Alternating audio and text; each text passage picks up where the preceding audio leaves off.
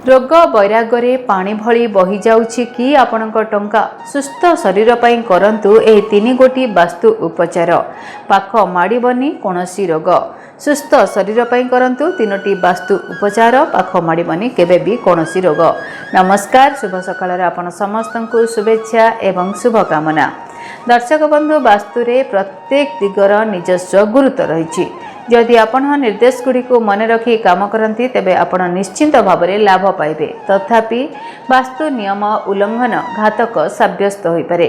वास्तु नियम पालन न करिबा द्वारा केवल आर्थिक, पारिवारिक एवं कैरियर संबंधी समस्या सृष्टि होई न थाए, बरं आपणकर स्वास्थ्य को मध्य क्षति पहुंचाई थाए।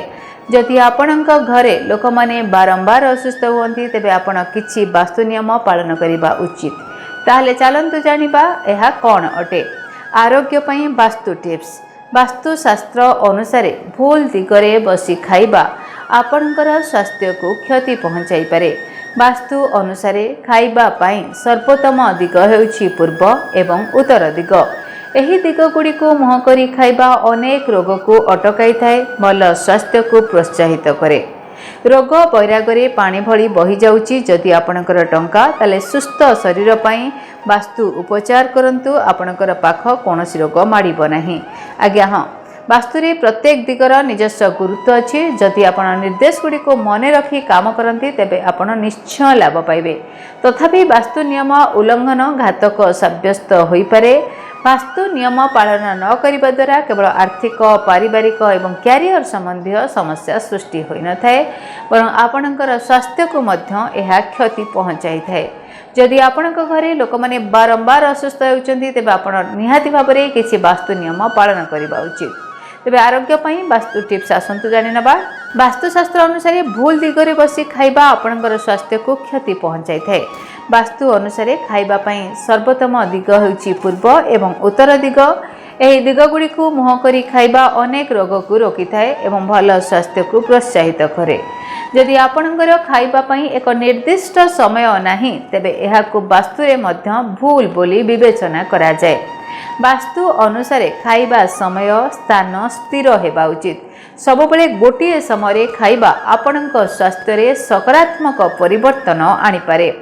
वास्तुशास्त्र रे कहा जायछि परिवार रो स्वास्थ्य पई रोसेई घर सफा रखिबा उचित।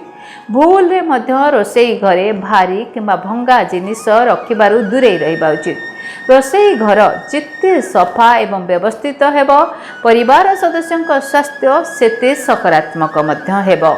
आपणको घरर मुख्य द्वार मध्य रोगर कारण हो पारे। जदि मुख्य द्वार पाखरे मैला किंबा अलिया जमा हो रही है तेबे आपण एहाकु तुरंत हटाई मुख्य द्वार को सफा रखिबा उचित।